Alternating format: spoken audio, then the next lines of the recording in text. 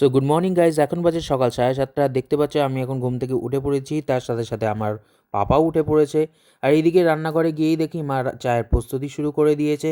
তো চায়ের প্রস্তুতি হওয়ার পরেই দেখতে পাচ্ছ আমি এখানে টিফিন পেয়ে গেছি, পরোটা এবং চা। টিফিন খাওয়ার পরেই তৎপর রেডি হয়ে পড়লাম, কারণ অলরেডি বেজে গেছে 15টা এবং এর মধ্যে আমাকে আমাদের গন্তব্যস্থলে বেরিয়ে যেতে হয়েছে। এরপরে আমরা টোটো ধরে নেবো ব্যারাকপুরের উদ্দেশ্যে এবং ব্যারাকপুরে পৌঁছে আমি কাকাকে ভাড়া দিয়ে তৎপর চলে গেলাম আমি টিকিট কাটতে গিয়ে দেখতে পাচ্ছ ম্যাডামের কাছ থেকে আমি টিকিট কেটে নিলাম। ব্যারাকপুর টু নৈহাটি রিটার্ন কাটার পরে আমি ট্রেনের জন্য অপেক্ষা করছিলাম। ইতিমধ্যে ট্রেন আমাদের চলে এসেছে এবং তোমরা দেখতেই পাচ্ছ গাইজ ট্রেনে আমরা উঠে পড়েছি। ব্যারাকপুর থেকে ট্রেন ছেড়ে দিয়েছে এবং তোমরা দেখতেই পাচ্ছ গাইজ নৈহাটিতে পৌঁছে গেছি। এবং নৈহাটিতে পৌঁছানোর পরে আমি একটা 3 জোড়া মোজা কিনে ফেলি এবং এসকেলেটার যেহেতু বন্ধ ছিল তাহলে সেই অবস্থাতে আমাদের ব্রিজে উঠতে হয়েছে। ব্রিজে উঠে দিকে আমার একটা বন্ধু চলে এসেছে এবং বাকি দুজনে অপেক্ষা করতে করতে তারাও চলে আসলো। আমরা নেমেই দেখি আজকে আমাদের স্টেশনের সামনে যে কালী মন্দিরটা আছে তার বার্ষিক পুজো।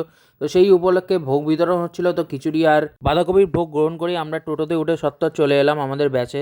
তো ব্যাচে আসার পরেই আমাদের ব্যাচ স্টার্ট হয়ে যায় এবং সেন্সে দেখাচ্ছিল আমাদের পিকনিকের ব্যানার, যেটি আমরা গাড়িতে লাগিয়ে যাব।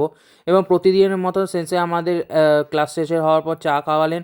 চা খাওয়ানোর পর আমরা টোটো ধরে রিটার্ন আবার স্টেশনে এসে ট্রেন ধরে ব্যারাকপুরের দিকে রওনা দিলাম। তো আমাদের ট্রেন চলে এসছে, তো তোমরা দেখতে পাচ্ছ আমরা ট্রেনে উঠে গেছি এবং ব্যারাকপুর স্টেশনে নামার পরে আমরা তাড়াতাড়ি করে চলে গেলাম অটোর দিকে। এবং অটো ধরার পরে আমার একটি ছোট্ট কিউট বাচ্চার সঙ্গে দেখা হয়েছিল, যে তার দিদিকে স্কুলে ভর্তি করানোর জন্য গেছিলো।